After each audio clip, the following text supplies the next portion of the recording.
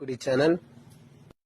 ఈరోజు చూసుకున్నట్లయితే మన నడుకూడి దాచేపల్లి పరిసర ప్రాంతాల్లో ఉన్నటువంటి వాగులు వంకలు ఉధృతంగా ప్రవహిస్తున్నాయి.